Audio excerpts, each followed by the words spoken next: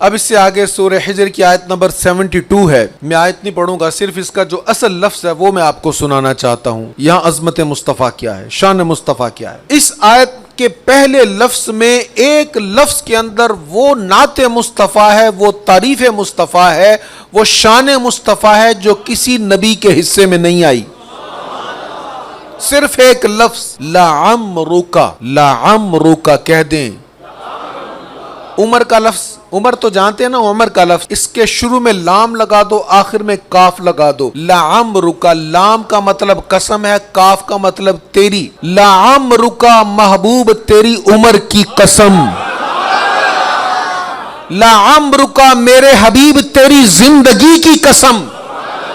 کسی ایک رات کی قسم نہیں فرمائی، کسی ایک دن کی قسم نہیں فرمائی، حضور کے کسی عمل کی قسم نہیں فرمائی، بلکہ ولادت با سعادت سے لے کر وصال با کمال تک فرمایا محبوب تیری زندگی کے پل پل کی قسم، آپ کی ساری زندگی کی قسم. یہ شان ہے میرے اور آپ کے لجپال آقا کی. یہ شان اور کسی نبی کے حصے میں نہیں آئی. جناب ابراہیم علیہ السلام کی بڑی شان ہے، وہ خلیل ہیں.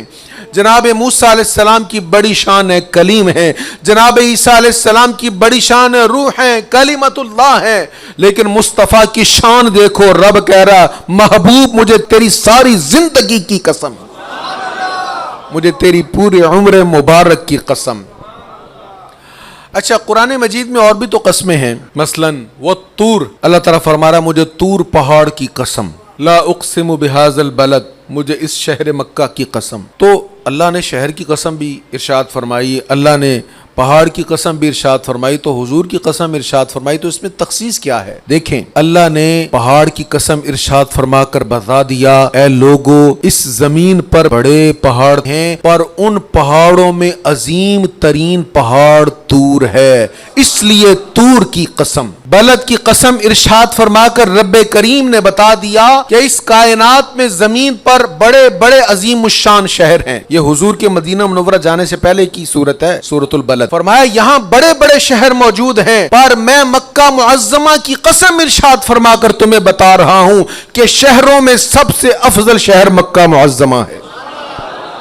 اب اسی سے سمجھیے اللہ تعالیٰ حضور کی عمر مبارک کی قسم ارشاد فرما کے بتا رہا ہے بڑی بڑی شانوں والے آئے، بڑی بڑی عظمتوں والے آئے، کمالات والے آئے، اولیاء آئے، صالحین آئے، شہداء آئے، انبیاء آئے، رسول آئے، شاندار زندگیاں گزار کر گئے. پر میں قسم حبیب کی کھا رہا ہوں، اس لیے کہ سارے لوگوں نے اچھی زندگیاں گزاری انبیاء نے، پر سب سے بڑھ کر شاندار زندگی جس نے گزاری ہے وہ سیدنا محمد مصطفیٰ ہے. اللہ اکبر. پھر اللہ کریم ارشاد فرما رہا ہے ہم نے آپ کی طرف ذکر یعنی قرآن عظیم اس لیے نازل کیا ہے کہ آپ لوگوں کو وضاحت کے ساتھ بتائیں کہ ان کی طرف کیا نازل کیا گیا ہے، تاکہ وہ غور و فکر کریں. یہ ہے آمد مصطفیٰ کا مقصد، کریم آقا کی جلوہ گری کا مقصد، ولادت کا مقصد، کہ صرف کتاب اگر لوگوں کو مل جاتی تو لوگ صرف کتاب سے ہدایت نہیں پا سکتے تھے. صرف کتاب کے ذریعے سے، صرف کلام الہی کے ذریعے سے حق کو پہچان نہیں سکتے تھے. اللہ تعالیٰ نے حبیب علیہ الصلاۃ والسلام کو بھیجا تاکہ حبیب علیہ الصلاۃ والسلام قرآن مجید کو سمجھا بھی دیں اور اس پر عمل کر کے دکھا بھی دیں.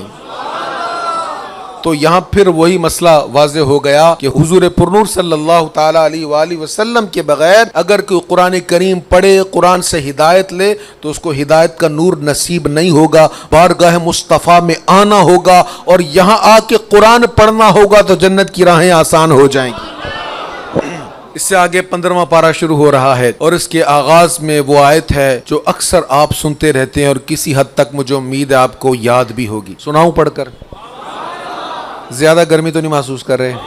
سنیے پھر حضور کی معراج کا ذکر ہو رہا ہے. سبحان الذی اسری بعبدہ لیلا من المسجد الحرام الى المسجد الاقصى